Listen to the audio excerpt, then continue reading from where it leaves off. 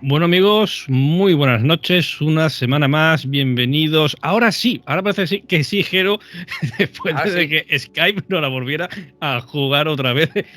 Ostras, tú lo has visto en la oreja de lobo, porque esta vez yo sí estaba grabando el Sí, audio, pero tú lo ibas a tener complicado, vas a tener que poner dos calcamonías, una tuya y otra mía. sí, porque además lleva ya Skype unas cuantas semanas dándonos guerra, nos está declarando pulsito, nos está echando pulsito, pero bueno, parece que ahora hemos dado con la tecla, vamos a ver si todo sale bien esta vez. A ver lo que dura. Y bueno, pues sí, lo habéis adivinado. Al otro lado del teléfono, al otro lado de Skype, tenemos a nuestro queridísimo Jero Gómez, ya hermano, codirector, copresentador, coproductor y un montón que empiezan por co y otro montón de cosas que empiezan por dor. Jero Gómez de Arcadia Zona 51. Bienvenido, muy buenas noches. Buenas noches también a todos los que nos estáis viendo a través de la plataforma YouTube, a pasar un ratito de sano y gratuito entretenimiento.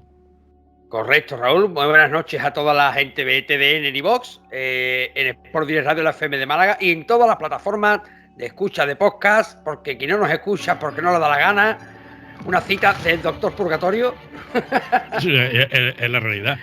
Y por supuesto, muy buenas noches, familia de Arcadia Zona 51. ¿Qué tal estáis? Espero que estéis todos muy, muy bien. Otro Vienes más. Lo que ha dicho Raúl lo extrapolamos al contrario. Codirector, copresentador, amigo, socio, hermano de Arcadia Zona 51. Cosas que empiezan por co y acaban por dor. Correcto. Vamos a echar un ratito de hablando de un tema que, bueno, ya hemos tratado en alguna otra ocasión en Arcadia. Y ya hace tiempo que no le damos un palito, pero concretamente yo creo que esta sección de la onírica. Yo creo que en Arcadia, por lo menos, no lo hemos tratado a fondo. Tampoco es que nosotros somos expertos, como siempre somos meros divulgadores. Y con la información que este señor y yo tenemos, para que luego no vengan los ofendidos a decir Sí.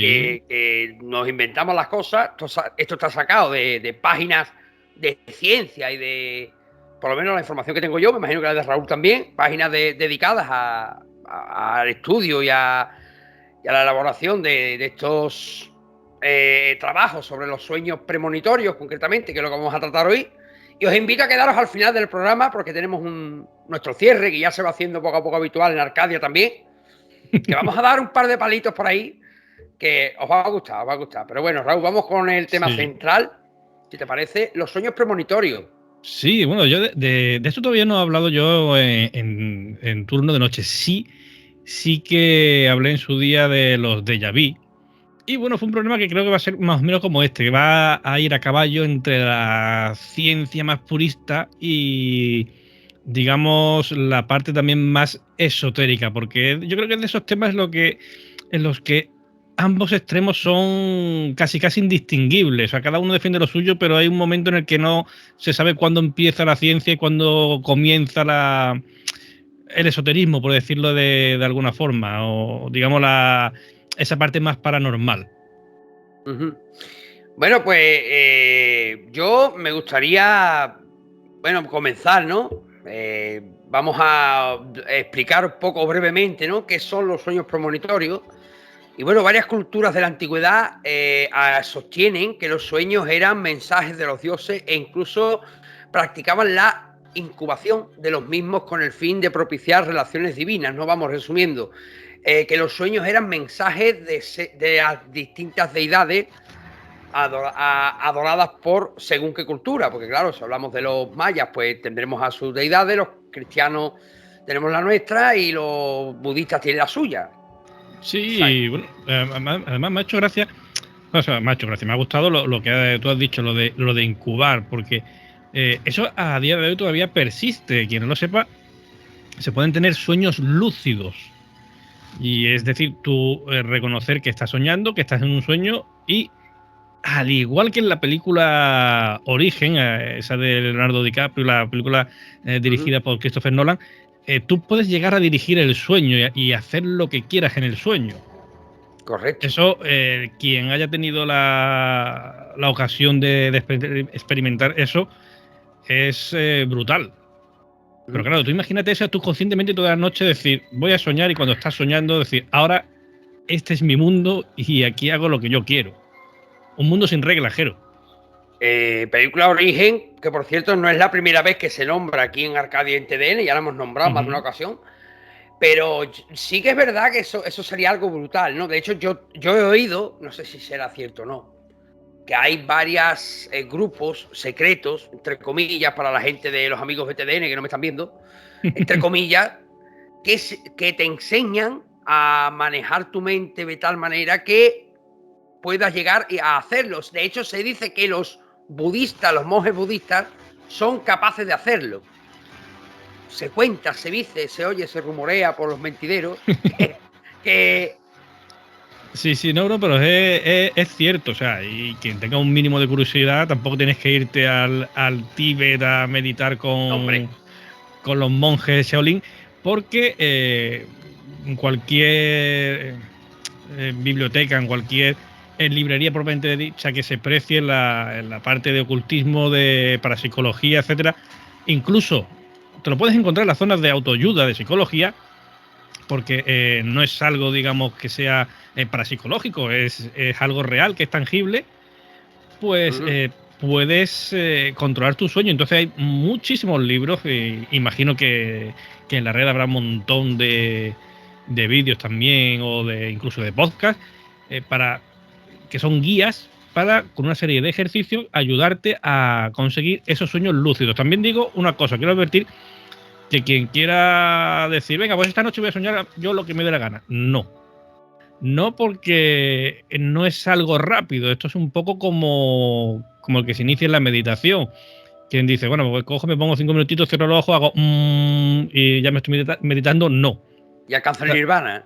Sí, no, la meditación, o sea, tú empezar a entrar en un estado que para iniciar la meditación, o sea, tú conseguir alcanzar ese estado mínimo son 2 semanas, que son 2 semanas en las que tú estás luchando contra tu subconsciente. Porque realmente la meditación en lo que se basa es en eso, en controlar el subconsciente de forma consciente.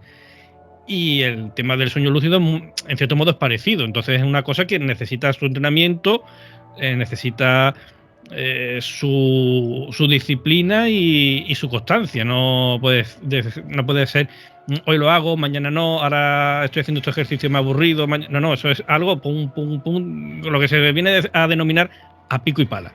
Claro, que es algo que también se puede ver perfectamente en la película Origen, esa lucha, ¿no?, que se tiene siempre con el subconsciente.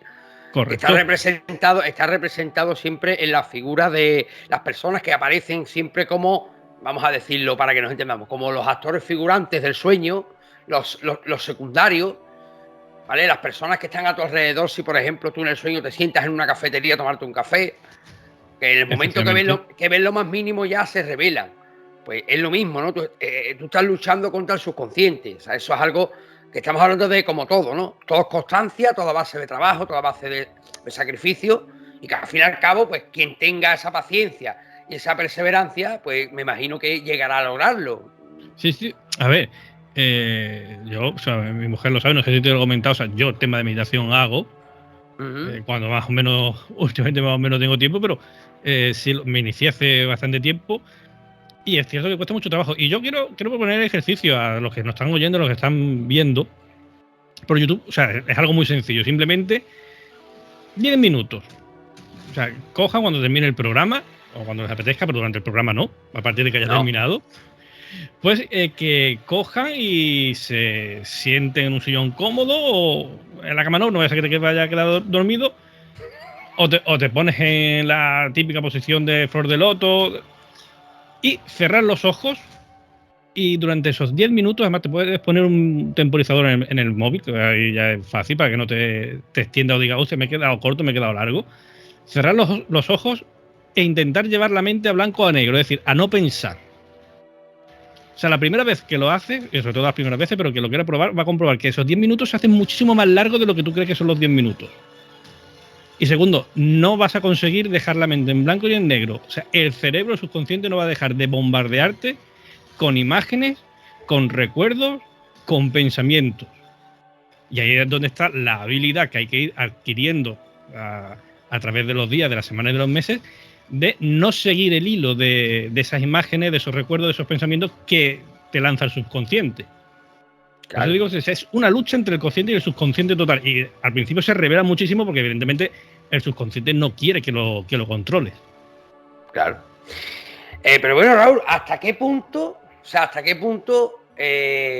nuestros antepasados, vamos a decirlo así, nos decían que los sueños, incluso hoy, ¿no? En algunas culturas lo siguen viendo, ¿no? Esos sueños como mensajes de los dioses, pero ¿hasta qué punto una persona o se puede llegar a tener un sueño premonitorio? O sea, ¿hasta qué punto un sueño puede predecir un acto futuro?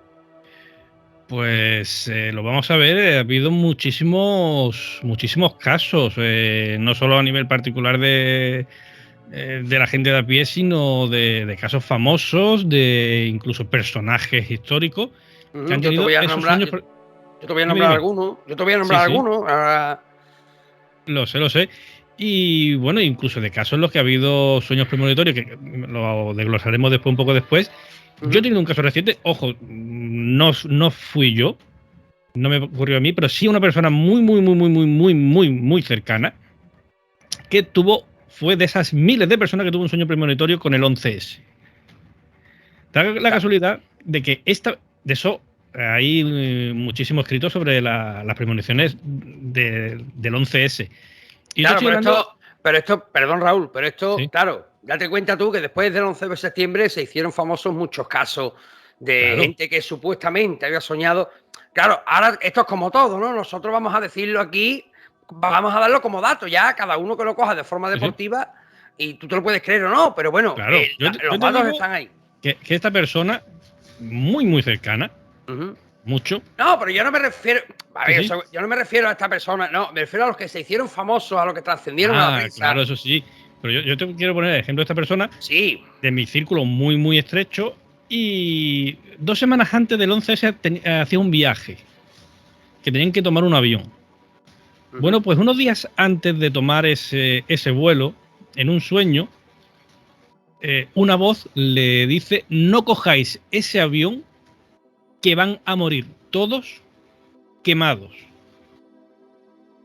Y esa persona no hubiese cogido ese avión si no llega a ser porque otra voz inmediatamente después le dijo: no le digas eso, que ellos no son.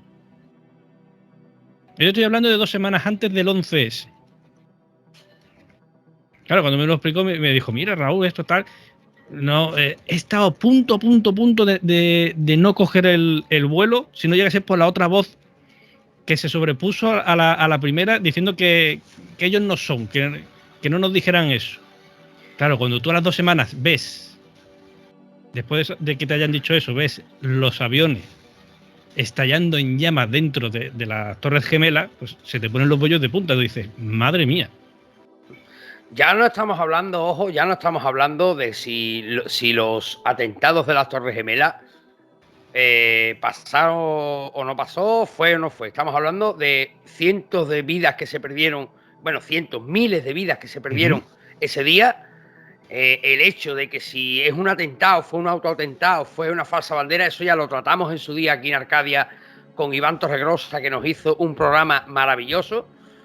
Ahora estamos hablando de esa capacidad que tienen ciertas personas para predecir, porque sí es verdad que no todo el mundo es capaz de recordar al día siguiente, al despertar, lo que sueña. Otras personas lo recuerdan al momento, a los 10 minutos ya no se acuerdan. Por eso se recomienda siempre tener en la mesita de noche lo que se llama la agenda onírica o la libreta onírica, para nada más que te levantes, apuntas lo que has soñado.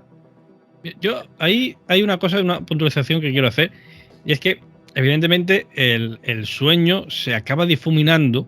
Claro. Porque es un sueño. Pero el recuerdo no.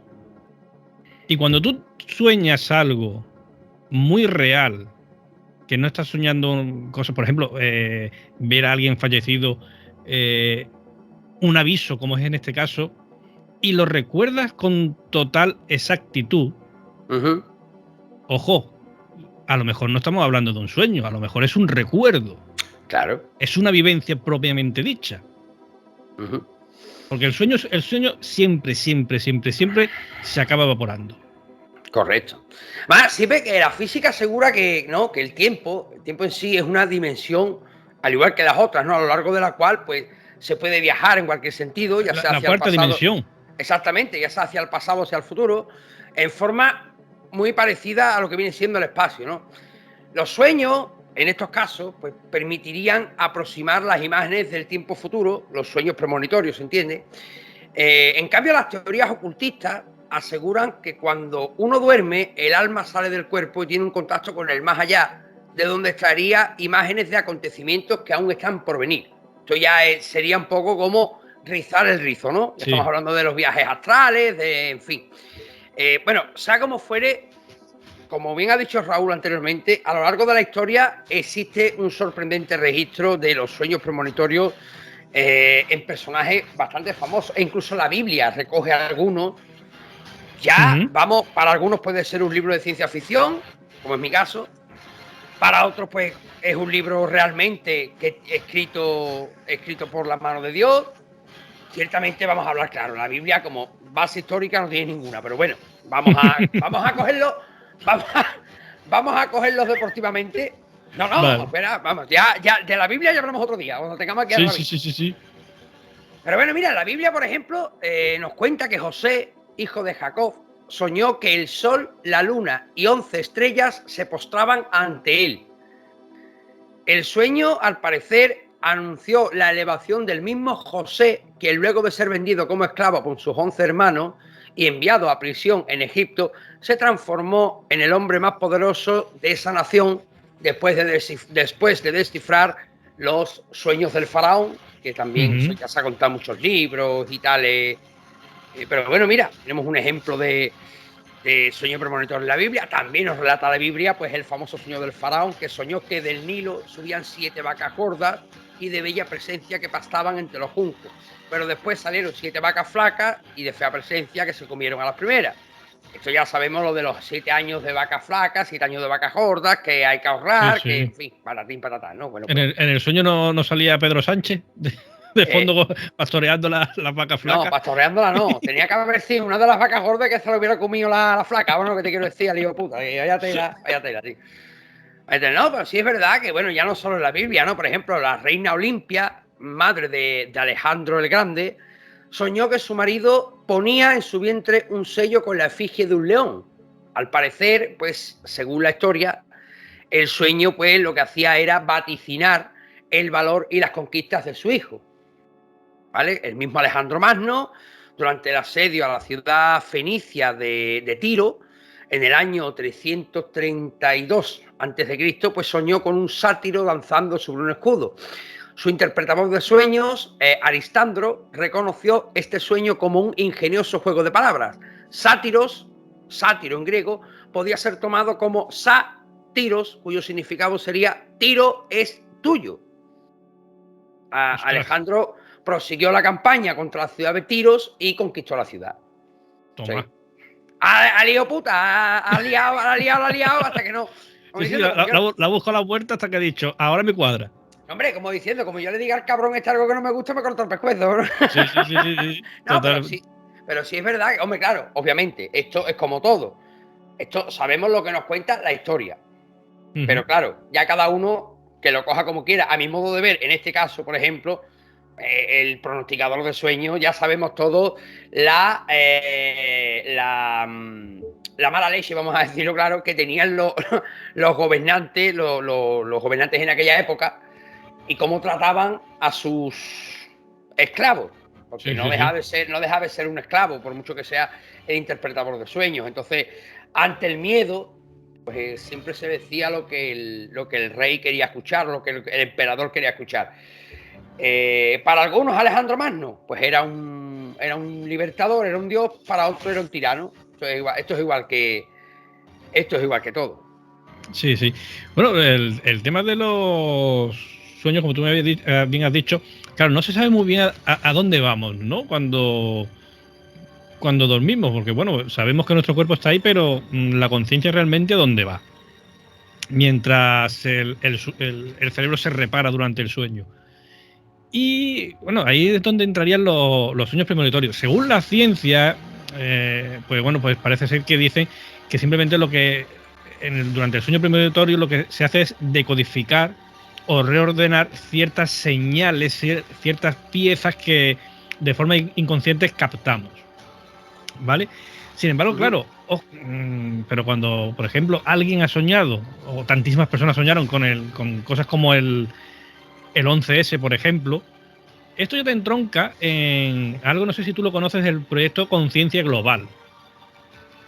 Me suena bastante, sí. Esto fue un experimento de una universidad que no recuerdo exactamente cuál es, creo que todavía sigue en activo, en el que, bueno, en diferentes partes del mundo se colocaron una serie de cajitas digitales que estaban conectadas a una serie de ordenadores. Y esas cajitas lo único que hacían era emitir aleatoriamente unos y ceros.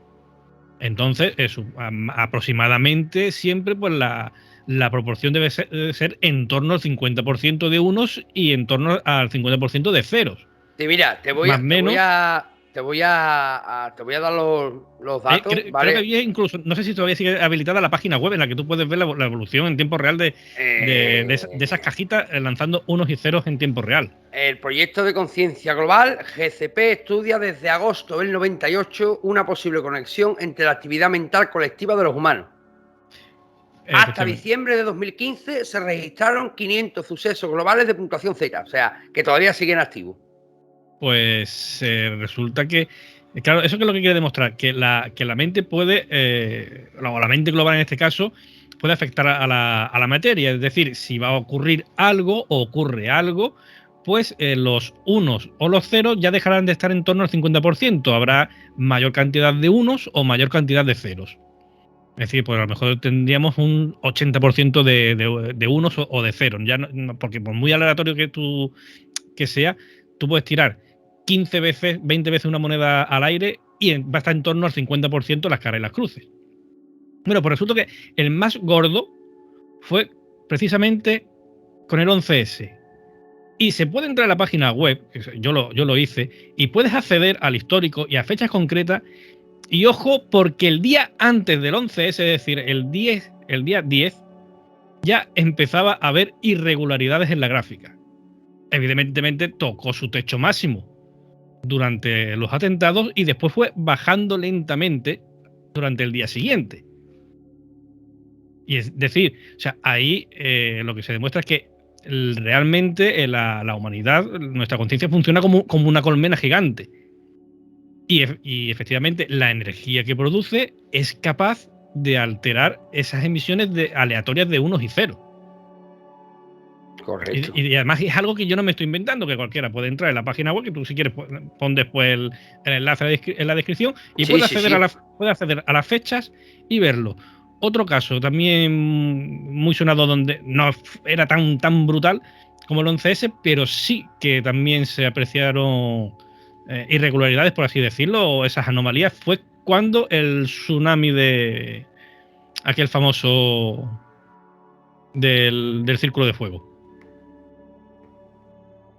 ¿Te acuerdas que creo que fue por unas navidades? Sí. El de Indonesia, el tsunami de Indonesia. Sí. Pues ya creo que era aproximadamente sobre una hora antes, media hora antes, ya se empezaban ya a ver gráficas anómalas. Curioso. En el proyecto. Es curioso. Menos, hombre, cuanto menos, decir, que es que ya dices, coño, que, a ver, porque tú dices, bueno, una puede ser casualidad, dos también, pero ya tantas, porque si miras el histórico, efectivamente, si nos vamos a fechas clave, pues yo lo tengo aquí puesto en pequeñito, mientras Raúl va hablando, pues voy yo buscando para poder ver sobre la marcha, para que Raúl me vea la cara a mí.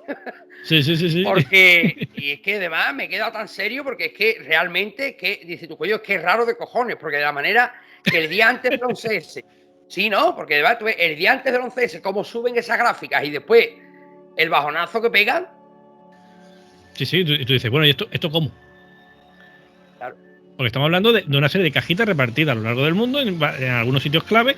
Una o dos, no sé si dos, pero una seguro que estaba en España. Y lo que están simplemente conectadas a un ordenador que tiene internet, y esas cajitas, pues cada segundo, cada medio segundo va emitiendo unos y ceros, uno y cero, de forma aleatoria. y de repente pues te ves una gráfica como la del 11S o el tsunami de Indonesia, y de repente la gráfica se vuelve anormal. ¿Por qué? Porque todo se llena de unos o todo se llena de ceros anormalmente, algo que no debería de ocurrir. Y coincide con acontecimientos tanto de desastres como, por ejemplo, de alegría, porque también se producen anomalías, si te fijas, en Nochevieja, en Año Nuevo. Sí, es verdad, porque además, claro, hay que decir, claro, porque no se piense la gente que esto solo funciona cuando la emoción de la gente es negativa. Porque esto lo que hace al fin y al cabo es medir las emociones. Efectivamente. O sea, de una manera o de otra lo que te está midiendo es las emociones. Estamos midiendo las emociones más positivas, pero también las más negativas. Obviamente, si midieran ahora en España, por ejemplo, se salía la gráfica de los negativos. Sí, sí. Ojo, que por cierto, que no lo sepa, el profesor Gaona hizo un experimento de este tipo en un matadero. En un matadero. Claro, con los animales. Con los animales, y entronca con lo que tú has dicho, con el tema de las emociones, porque a la hora en la que empezaban los sacrificios, además pusieron una cajita justo en la zona donde lo sacrificaban, y se disparaba la gráfica. Sin embargo, cuando no había sacrificio, volvía a la normalidad. Tenemos que decirle, la gente se estará preguntando, o sea, ¿qué es esta cajita? O sea, una cajita, pero ¿qué hace esta caja, Raúl? Pues, o sea, la cajita es, por llamarlo de alguna forma, pues es un dispositivo pequeño, digital, con un circuito impreso, si mal no recuerdo, y lo único que hace es, digamos, por así decirlo, encenderse y apagarse. Es decir, emite en código binario 1 y 0, 1 y 0, 1 y 0. Cuando hay una anomalía, por este caso, como podemos decir, el tema del 11S, el tema de Nochevieja, pues de repente se disparan las emisiones de unos o de ceros. Estamos hablando que si lo emite de forma aleatoria, tiene que andar siempre en torno al 50%. Unas veces será el 46% de unos, otra vez será el 52% de ceros, pero siempre va a estar la media en torno al 50%. Claro, cuando la gráfica se te disparan a un 75%, a un 85%, un 60%. Es que algo no va bien. Es que hay algo que está interfiriéndola. Y estamos hablando de que es una, vale, digo la cajita porque es una cajita hermética. Es una cajita hermética que está en un sitio conectado a un ordenador y punto, y nadie la toca. Bueno, pues yo tenía conocimiento de este proyecto, ¿no? Porque lo había visto en varios sitios, pero claro, no sabía cómo se llevaba a cabo realmente el proyecto. O sea, no sabía, yo sabía que emitía unas señales, pero claro, no sabía, por ejemplo, que eran código binario. Ahí no, sí. Ahí no sabía cómo calculaban, ¿no? Porque ciertamente nunca me ha dado por entrar en la página web, y mira que he visto, ya te digo, he escuchado a varias personas hablar de este proyecto, proyecto de conciencia global, pero claro, nunca me ha dado por decir voy a entrar a la web. Sí. Pues si entras en la web o entrabas, no. Sí, está activa. Puedes ver en tiempo real las diferentes cajitas que hay por el mundo, digamos, la gráfica, una barrita que representa cada uno de esos ordenadores, de esas cajitas, y vas viendo en tiempo real como cada segundo hace pip, pip, y una se enciende, otra se apaga. Es decir, una está emitiendo 1 y otra está emitiendo 0. Y siempre va a estar en torno al porcentaje al 50%. Ahora, sin embargo, te vas a la gráfica, año nuevo, o sea, lo que es Nochevieja, y pum, y se te dispara. Claro. Te vas a una catástrofe, pum, se te dispara. Interesante. Te voy a nombrar yo algún casito más histórico por aquí. Vámonos, por ejemplo, yo como sé que te gusta el tema histórico y demás, pues digo, para que no sea todo tan tan etéreo, me he traído aquí también algunos casos. Vale, estupendo. Mira, por ejemplo, tenemos a María Antonieta, la reina de Francia, quien dice la historia que vio en sus sueños un sol rojo elevarse por encima de una columna y que se desplomó estrepitosamente. Al parecer, y según los expertos, el sueño vaticinó la proximidad de la Revolución Francesa, que provocó la caída de la monarquía, derramando en el proceso una gran cantidad de sangre. La misma María Antonieta, hay que recordar que murió guillotinada tiempo después. También Napoleón Bonaparte, en los días previos a la batalla de Waterloo, soñó hasta en 2 ocasiones con un gato negro, símbolo tradicional, ¿no?, de la mala suerte, Y bueno, todo hay que recordar, ni falta que hace, que la batalla terminó para él en una estrepitosa y catastrófica, escandalosa derrota. Una catombe. Sí, totalmente. E incluso, por ejemplo, también, antes de darte paso a ti, Abraham Lincoln, presidente de los Estados Unidos, soñó que entraba al cuarto oriental de la Casa Blanca y veía un cadáver amortajado y custodiado por varios soldados. Luego de preguntarle a un soldado quién había muerto, este le respondió que el presidente había sido asesinado. Tras esto, Lincoln murió días más tarde, asesinado de un disparo mientras veía una obra de teatro. Nada más y nada menos. El Lincoln, pues, vaticinó su propia muerte. Sí, bueno. Y no fue el único. Por ejemplo, el caso de Mark Twain, no sé si lo conoces. Sí, claro. El caso de Mark Twain, bueno, pues vio en sus sueños a su hermano Henry dentro de un ataúd metálico. Y en su pecho pues había un ramo de flores blancas y una roja. Días después, el barco de vapor en el que navegaba Henry por el río Mississippi se incendió, lo que causó graves quemaduras que le provocaron la muerte. Para sorpresa del escritor, bueno, pues el ataúd y el ramo de rosas estaban dispuestos tal y como él había soñado. Pues, curioso, oye, curioso. No, yo había escuchado que este hombre era, que ya es raro de por sí, pero por ejemplo. Sí. ¿No había escuchado el caso? No, este concretamente no. ¿Y el del Monseñor Joseph Delany, obispo de los Balcanes? Sí, este sí. Este sí, porque este con lo que te gusta sí, la historia, no, la guerra, claro, no. tiene que sonar. Si no me equivoco, tiene que ver Cuéntalo. No, cuéntalo. Tiene que ver con la Primera Guerra Mundial. Efectivamente, bueno, pues la noche del 27 de junio de 1914 soñó que él leía su correspondencia. Entre las cartas se encontraba una que llevaba los sellos imperiales y describía el asesinato en Sarajevo del archiduque Francisco Fernando de Austria. Ojo, porque el asesinato que desató la Primera Guerra Mundial se produjo justo al día siguiente. ¿Qué te parece? Increíble, ¿no? Como todo lo que cuenta la historia, ¿no? Ya después tiene que decir, claro, ¿hasta qué punto nos ha exagerado? Pues sí, pues lo que hemos dicho antes, algunas cosas pues habrán exagerado, otras habrán interpretado de otra manera, pero claro, vamos a cogerlo deportivamente y vamos a pensar que realmente ocurrió así. Sí. Este caso, yo te voy a decir que sí lo sabía, el de Mark Twain no. El de Mark Twain no lo conocía. El de Mark Twain te pilla más... Me ha pillado más a contrapelo, sí. Pues no sé, ¿tienes algunos más por ahí? Sí, tengo algunos más. Por ejemplo, vamos intercalando. Constantino el Grande, al parecer soñó poco antes de la batalla de Puente Milvio algo realmente curioso, ¿no? Este señor, al parecer, dice que él está en el sueño, que levanta su vista hacia el cielo y contempla suspendida una cruz formada por dos rayos luminosos y con letras de oro, una leyenda que decía, escúchame, lo voy a leer una vez más, ¿vale? Vale. In hoc signo vinces. Con esta señal vencerás. Al parecer, bueno, pues este señor confortado, ¿no? Se despierta muy, muy confortado, había descansado, estaba contento, pues el emperador hizo construir una cruz semejante a la que vería en el sueño. Y bueno, a sus tropas mandó pintar también en los escudos la cruz. Y bueno, al parecer la suerte le fue propicia y ganó la batalla contra Magencio. Ya, no está mal. Mira, a este le fue peor. Este le fue peor. Este le fue peor. David Janssen, el actor protagonista de la famosa serie de televisión El Fugitivo, se vio a sí mismo en uno de sus sueños muerto dentro de un ataúd, después de sufrir un ataque al corazón.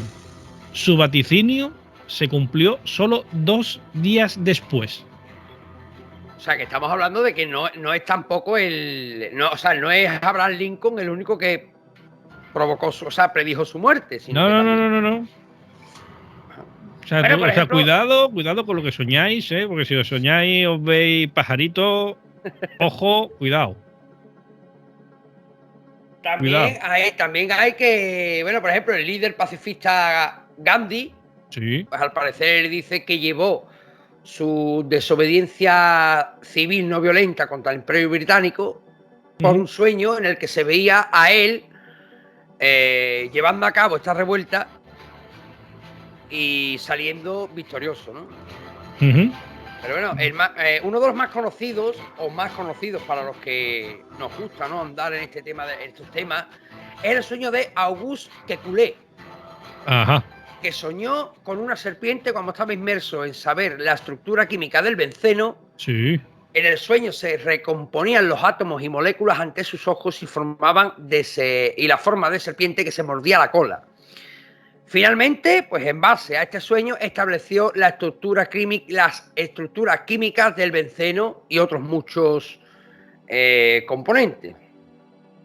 O sea que todo lo hizo, digamos, en base de sueños premonitorios. Sí, bueno, es que el tema de los sueños, ojo, hay quien dice que realmente la conciencia nuestra, tal y como la conocemos, nuestra inteligencia, tal y como la reconocemos a día de hoy, viene de los sueños, de esa reconfiguración que se produjo dentro del cerebro. Y es que durante el sueño incluso podemos llegar a resolver problemas del día a día. Esto le pasó al inventor de la máquina de coser eléctrica. Inventor de la máquina, bueno, de eléctrica, en su momento manual. Aquella, ¿te acuerdas? Que se pisaba, la Singer. Sí, la de Rea. La del pedal. Bueno, pues el inventor de la máquina de coser estaba para volverse ya loco. Porque 10 nombres, listo, 10 nombres. No lo sé, es que no me acuerdo. O sea, hoy te estoy hablando ahora mismo a la pluma total. Vale. Y bueno, pues este hombre se iba a volver loco porque no conseguía que su invento funcionase. El hilo siempre se salía, se enredaba. Claro, él estaba utilizando una aguja normal, de coser normal. De repente, una noche se acuesta y tiene un sueño en el que, ojo, fíjate, sueña que una tribu de aborígenes de África lo está cocinando dentro de una olla. O sea, la imagen típica de aquellas películas de los 60, 70, de las minas del rey Salomón. Bueno, pues lo estaban cocinando dentro de una olla. Y esos caníbales tenían lanzas y en las puntas de las lanzas había un agujero. Cuando se despertó, supo dónde estaba el fallo. Y es que tenía que poner el agujero al revés. Tenía que estar para la máquina, el agujero para enhebrar el hilo tenía que estar abajo. No arriba. No arriba, fíjate. A ver, a lo largo de la historia también se han podido, o se sabe, ¿no?, según cuentan, varios científicos, al igual que este señor, que dieron con la solución, entre comillas, a través de un sueño. Mira, yo esto, a ver, es algo que a mí me cuesta trabajo, no digo entender, sino aceptarlo, ¿no? Que una mente brillante, ¿no?, que es algunos de ellos premios Nobel incluso, bueno, después de darle el Nobel de la Paz a Obama ya te puedes esperar cualquier cosa, pero bueno. Sí. O sea, que un científico que hizo en su momento un gran avance para la humanidad, o sea, fuera todo fruto del azar, o sea, de que él lo soñó. No, fruto del azar no, sino lo resolvió durmiendo. Hostia. Es diferente. A ver, mira, por ejemplo. Es que estamos hablando del mismo caso desde la máquina de coser. Es decir, tú tienes la solución ahí, pero no eres capaz de sacarla a flote. Sin embargo, durante el sueño, de alguna forma todo se reconfigura y sale a la luz y cobra sentido cuando te despiertas. Mira, por ejemplo, tenemos al señor Dmitri Mendeleev, que, bueno, todos sabemos que fue el físico que ordenó la tabla periódica tal como hoy la conocemos. Sí. Y bueno, estaba trabajando en ordenar los elementos con el problema que, por supuesto, que ellos le conllevaba.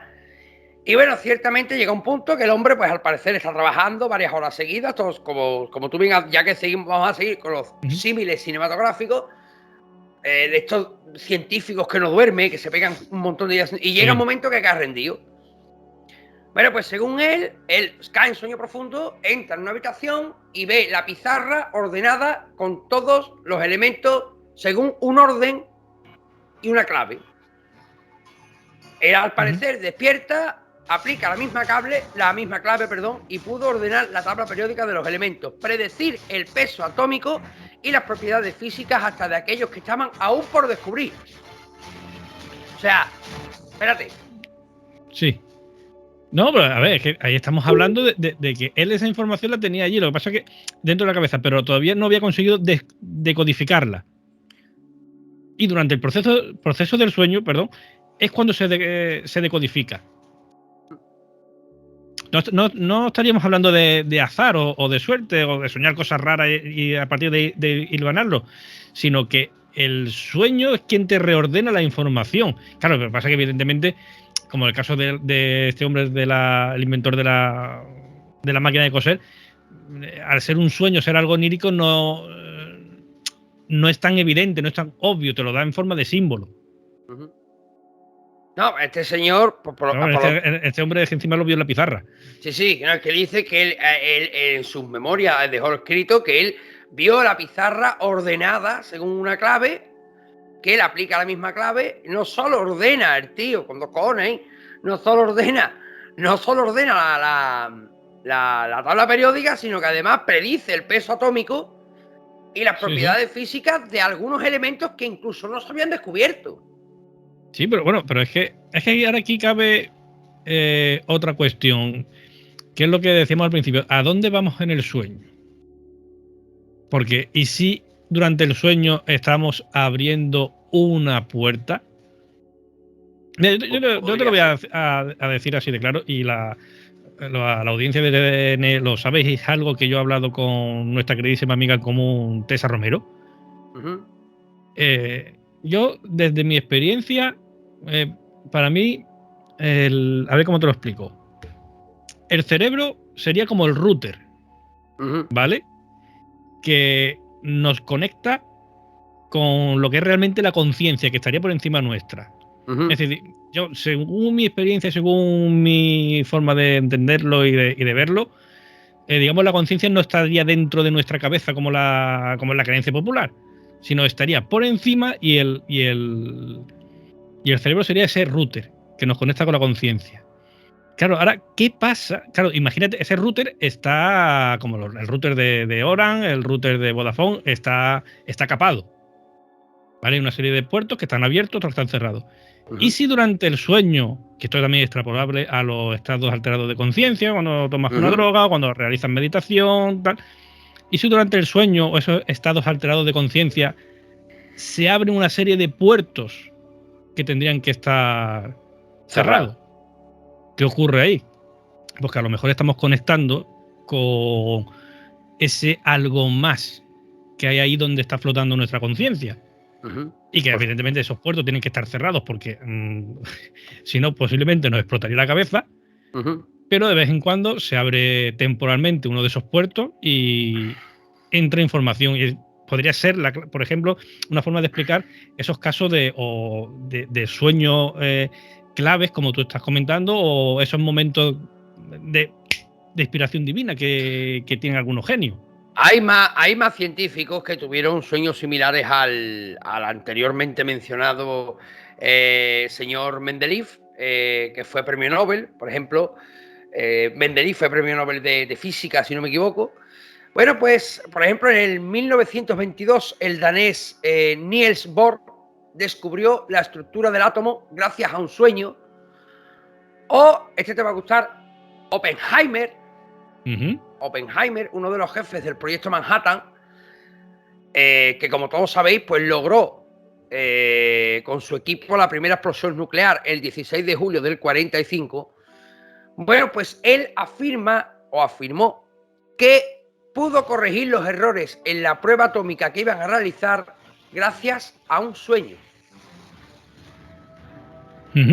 También Otto Lowy, premio Nobel de Medicina del 1936, al parecer tuvo un sueño en el que se realizaba un experimento y al despertar copió su sueño realizando descubrimientos muy importantes en el estudio de la transmisión de los impulsos nerviosos. O Paul Ehrlich, también premio Nobel, pudo comprender cómo las células se defienden de los venenos y los virus gracias a lo visto en un sueño. Toma ya. O sea, digamos que estamos hablando de sueños que cambiaron la historia. Porque tú imagínate, por ejemplo, que Oppenheimer, que esto sea verdad, vamos a cogerlo deportivamente, ¿vale? Tú imagínate, por ejemplo, que Oppenheimer no hubiera soñado eso. ¿Cómo sigue el mundo hoy? Claro, o que Otto Lowy no hubiera soñado con lo de con la transmisión de los impulsos nerviosos, o que Paul Ehrlich no hubiera soñado con las células defendiéndose de un veneno.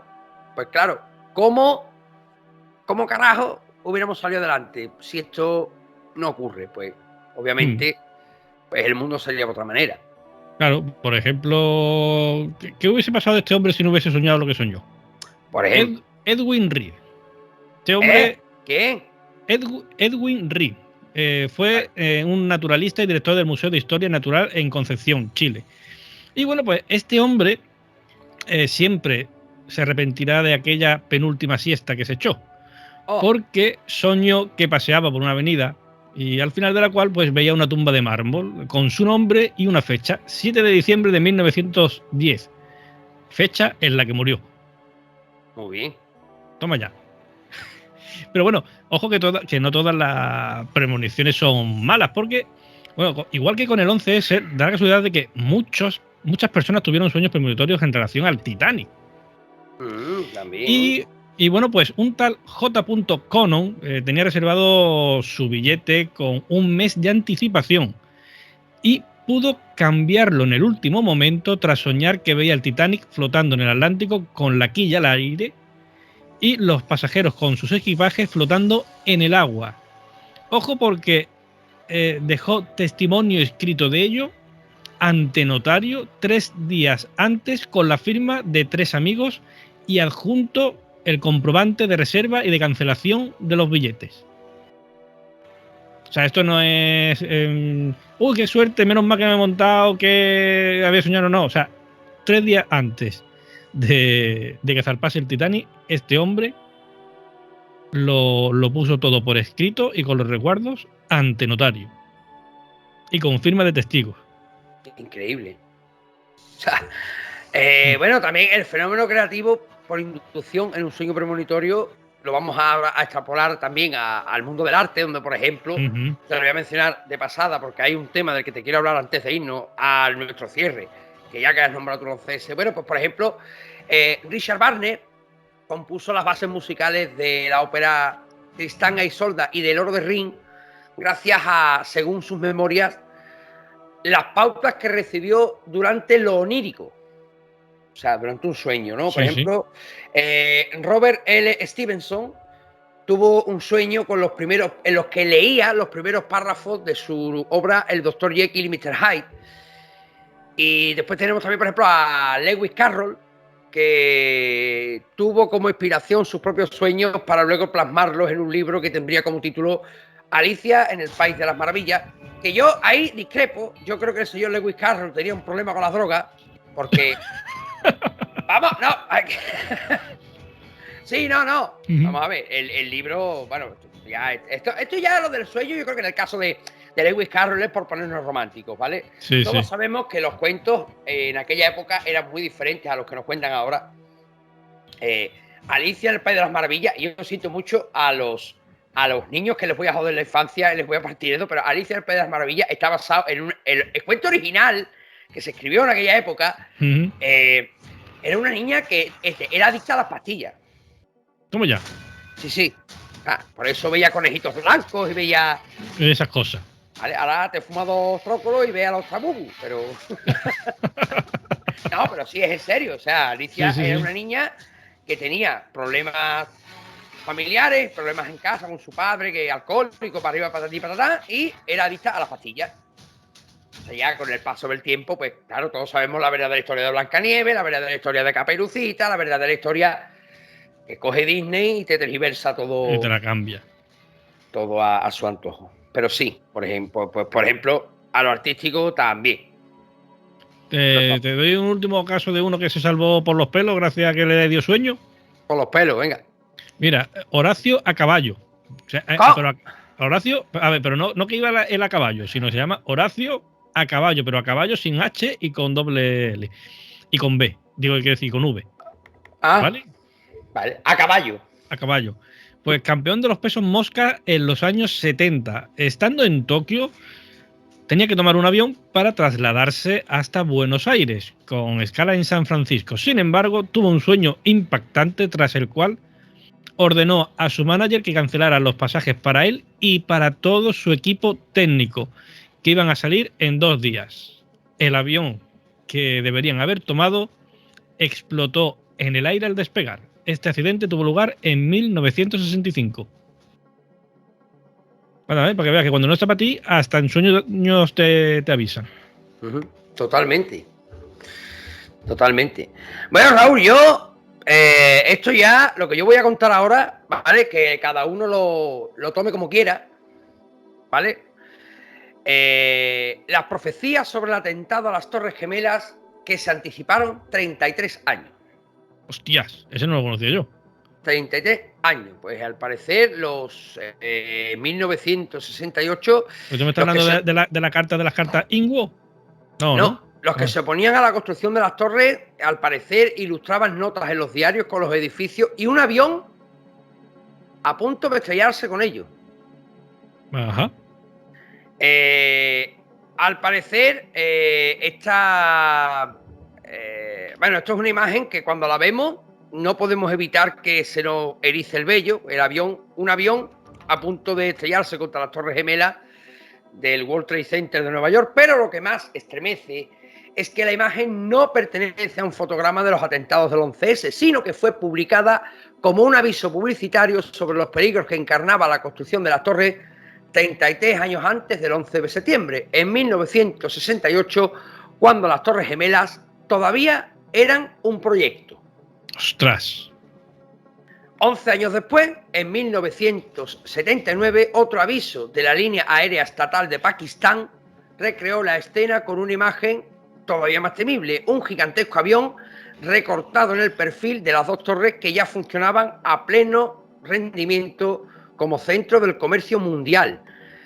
Yo te voy a enseñar ahora una de las imágenes que se publicaron en 1900. Os vamos a enseñar, vamos a compartir pantalla para que la gente lo vea con nosotros. Espérate que la voy a guardar. No sé si se va a abrir. Sí, se va a abrir. Esperamos ansiosos. Vamos a compartir. Ojo que la imagen es del 68, ¿eh? Vale. Vale. Bueno, yo lo describo para los oyentes de TDN, pero es que este plano se parece mucho a ese plano contrapicado que hemos visto en las noticias, tomado desde abajo, desde las Torres Gemelas, entrando el avión. Correcto. Y además que se ve el avión en la misma perspectiva. Sí, totalmente. Más o menos casi como a la misma altura del choque con la primera torre. Sí. O sea, que estamos hablando de una cosa que, bueno, la gente no tomó en serio. O sea, porque claro, en aquella época, claro, el hombre que lo inicia todo, ¿quién es? Pues es Lawrence Bean, abogado, millonario, filántropo y amante de su ciudad natal, Nueva York, y además también era, curiosamente, el dueño del Empire State Building, que ante la llegada de las Torres Gemelas, pues iba a quedar destronado en cuanto a edificio más alto de la ciudad, ¿no? Vale. Pero bueno, lo más curioso es que este señor inicia su campaña contra el World Trade Center usando como argumento un accidente de aviación del 45. Vale. Claro, a lo largo de los años, pues se suceden distintas campañas de desprestigios contra las Torres Gemelas. ¿Vale? Sí. Y bueno, pues por ejemplo, esta imagen que vamos a poner ahora es de la que se publica en el 79. Ojo, en el 79 estamos hablando, no estamos hablando de 2 meses antes. No sé si la estás viendo. No, ahora mismo de momento no. ¿No? No me parece. Vale, me ves a mí, ¿no? Sí. Vale. Pues espérate, porque la vamos a poner para la audiencia de Arcadia. Vale. Uf. La verdad que ver la imagen se te pone el bollo de punta, ¿eh? O sea, Nueva York, 16:30 horas. Cierto es que las horas no coinciden, fue por la mañana, pero bueno. Como vemos, la imagen del 79 ya te pone los vellos de punta, ¿eh? Sí, totalmente. Así que bueno, tenemos otro claro ejemplo. Esto no vamos a cogerlo como sueños premonitorios, pero bueno. Sí, pero ha Siempre, sido un vistazo al futuro, ¿eh? sí, no, ha sido como tanto advertir y al final acabó pasando. Como Sí, digo y sí. dije al principio, si fue un atentado, fue un autoatentado o fue otra cosa, ya eso queda Pero para otro. pero la tragedia está ahí. Exactamente. Pues. Bueno, Raúl, pues no sé yo Pues, si tú antes de pasar a nuestro cierre quieres añadir algo más. no, no, yo por mí, yo me he quedado servido. Vale, estupendo. Pues Pasamos al postre. venga, pues si quieres, vamos a hacer un impasse musical y le Y decimos a la gente que no se vaya, que volvemos enseguida. venga, hasta luego. Hasta ahora, Lucas.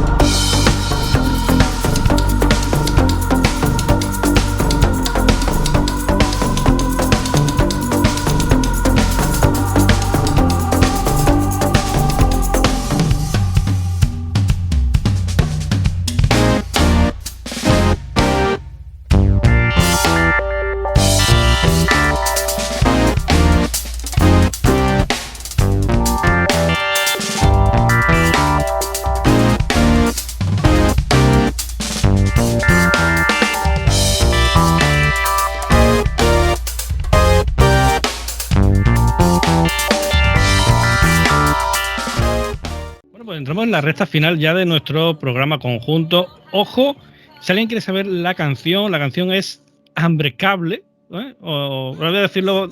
¿Qué inglés es Cincinnati, tío? Sí, soy de Austin, tengo acento de Austin. Ah, sí. Bueno, sería la canción, lo voy a decir como se lee para quien lo quiera buscar. Umbreacable, con K. Ahí. ¿Vale? Está compuesta por J2 y canta Eivor. A mí es una canción que particularmente me encanta, de esas veces de esas canciones que a veces las puedo escuchar en bucle. Y además hace un cambio muy bueno a mitad de la canción y es como dos canciones diferentes de golpe. Y bueno, vamos a hacer el cierre, vamos a hacerlo rapidito para no tampoco cansar mucho a la gente. Y vamos a comentar pues 3 cosillas que tenemos por ahí pendientes. Sí. Reforma laboral, Juan Gómez Jurado, el escritor y Carmen Calvo. Vamos a ir repartiendo hostias con la reforma laboral, que va a salvar a los empleos, iba a ser por el bien del trabajador y esto iba a ser jauja y todo el mundo fijo. Bueno, pues yo ya conozco ya el primer caso muy cercano de uno que le han dicho, oye, que estamos muy contentos contigo, que llevas no sé cuántos años en la empresa, pero, hostia, se te acaba el contrato y hay que hacerte fijo. Ya nos vemos otro día, vete para tu casa. Pues muy bien. Esa es la reforma, esa es el caballo de batalla de Yolanda Díaz. Sí, totalmente. O sea, de los salvadores de España. Que sí, que ahora, lo digo antes de que nos pongan los mensajes en el muro de Ivo. Que sí, que la culpa también la tiene el empresario, pero la culpa también la tiene el gobierno por darle la herramienta al empresario. Totalmente. O mejor dicho, por quitarle la herramienta al empresario. Claro, o sea, el empresario, hay que tener en cuenta que el empresario siempre va a mirar por su negocio, o sea, por su casa. Y va a coger lo que le sea más fácil a él. Por supuesto, sí. Lo que más Y si para mantener al niño tonto allí trabajando tiene que echar gente para ahorrar, pues lo va a hacer. Claro, vamos a ver, el empresario para ahorrarse 2 duros le da igual a quien se lleve por delante. Pero claro, el problema no solo del empresario, es como tú dices, efectivamente, del gobierno también por por ponérselo fácil al empresario. Sí, o en este caso, ponérselo difícil para seguir renovando al personal. Pero es que también, claro, no, eso y seguir dándole a los sindicatos los jamoncitos y las cajas de langostinos frescos para que los hijoputas, en vez de velar por los derechos de los trabajadores, que se supone que están para eso, Sí. estaban para irse a cena, para irse a almuerzo y para cortar patitas de jamón y comer marisco en la sede. Exactamente. Que para eso sí. Eso sí. Bueno, ¿qué te ha pasado con Calvo? Bueno, 2 cosas. Antes de meterlo con Calvo, por la gente que no lo haya escuchado, sí. El terrorista, el señor Otegui, que dice que un pacto entre PP y Vox en Castilla y León es un atentado contra la democracia. Pero sos sinvergüenza, soplapolla, etarra, asesino. Es que todo lo que te digas es poco. Pero tú vas a hablar de atentar contra la democracia, pero ¿eso tiene los huevos de decir? Sí, totalmente. Hostia. Totalmente. Qué bien. Si no tiene vergüenza, que no tiene vergüenza. Bueno, ya está, que me enciendo. Ya está. Vamos, Venga, sí, que vamos contra el reloj hoy. Venga, sí. La señora Carmen Calvo, que la semana pasada, bueno, en concreto fue el 15 de febrero, que dijo que ella abogaba por una reforma constitucional que incorpore explícitamente el principio de igualdad entre hombres y mujeres. Pero eso no lo dice ya la Constitución, en su primer artículo. Correcto, en su artículo 14 dice que los españoles son iguales ante la ley sin que pueda prevalecer discriminación alguna por razón de nacimiento, raza, sexo, religión, opinión o cualquier condición o circunstancia personal o social. Es muy importante, antes de opinar sobre la Constitución, leérsela. ¿Sabe el problema? Que tenemos unos políticos que son unos incultos. Tenemos unos políticos que no se han leído la Constitución en su puta vida. La hemos leído tú y yo más veces que ellos. Sí, seguro. Yo tengo un tomo de la Constitución en alguna estantería, tengo que tenerlo. Pero es que yo lo tengo también. Yo tengo la Constitución por aquí, por mi casa. En algún sitio está, no sé dónde, pero está. Yo es que todo lo que esté firmado por el rey, es que lo tengo por ahí escondido, pero vamos. Pero ya hablamos en serio. Pero vamos a ver, señora Calvo, más explícito que lo pone. O sea, que para esta señora está diciendo que ella la Constitución se la pasa por el papo, básicamente. Y que para ella lo que pone ahí no tiene valor ninguno. Que lo tiene más explícito. No, es populismo puro y simplemente pues, pasar a la historia como la que hizo la gran reforma de la Constitución y ganar votos de los otros 4 incultos que tampoco se lo han leído. Pues no sé. Así de claro. Yo ya Pero bueno, ya está. Vamos a... Que tonto en todas las casas y... Otra más. Y en el gobierno hay unos pocos. Totalmente. Bueno, tercer punto. Vamos rápido. Señor Juan Gómez Jurado, autor de Reina Roja, de Loba Negra, de Cicatriz. Es un autor que me gusta bastante, que su novela Reina... Bueno, realmente la saga Reina Roja va a ser adaptada por Amazon en formato serie. Y que desde mi punto de vista, o sea, un tío que yo respeto mucho, que me gusta mucho cómo escribe, pero desde mi punto de vista la ha cagado totalmente en un webinar que ha dado. O sea, un webinar, para quien no lo sepa, es una masterclass a través de internet, tal. Sí. Quiero que quede constancia, ¿vale? Para que lo tengas en la hemeroteca, igual que Pedro Sánchez. Jamás pactaré con Podemos. Pum, pactó con Podemos. Jamás pactaré con un Bildu. Pum, pacta con Bildu. Pues yo voy a decir, jamás impartiré, por mucho que me paguen, un taller de escritura. ¿Vale? Déjalo grabado, pues si alguna vez lo imparto, tú me lo puedas poner, oye, tú dijiste esto, entonces yo tendré que decirte, bueno, pues la carne es débil, me daban 30 euros. ¿Vale? Pero en principio mi idea es no dar nunca un taller de escritura, porque no... Desde mi punto de vista, los talleres de escritura no tienen sentido. Bueno, pues este hombre en un taller de escritura no se le ocurre otra cosa, es decir, imagino que con afán de motivar, pero desde el punto de vista equivocado, porque empieza a decir, refiriéndose al escritor Nobel, ¿no? A esos tantísimos que hay, diciendo que le dicen que hay que ver, que no avanzan, que no progresa, y su contestación que él da allí en la masterclass es que no avanzas porque no te lo tomas en serio, no avanzas porque no curras, no avanzas porque no tienes el culo pegado a la silla, porque según él, y vuelve a dirigirse a los escritores, les dice que esto no es un pasatiempo, esto no es un hobby, esto no es una distracción, esto es un curro. Vale. Y ahora yo le contesto al señor Juan Gómez Jurado. Un curro es para ti, que vende 500.000 de copias. Claro.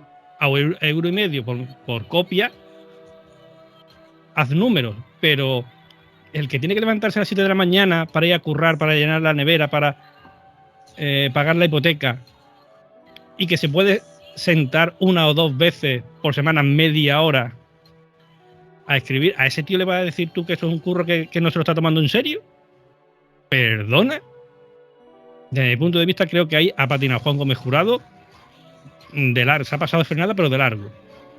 Totalmente. Desde mi punto de vista, le ha faltado el respeto a todos los que aspiran a escribir su obra y ver un día su novela o su tomo de poesía o lo que sea en su estantería. No, o ya no solo a esas personas, sino también a los pequeños autores, como es el caso de mi mujer, por ejemplo, o tuyo, Raúl, ¿no? Yo os considero, tanto a ti como a mi mujer, os considero escritores, porque para mí todo el que publica algo, aunque sea autopublicado, es un escritor.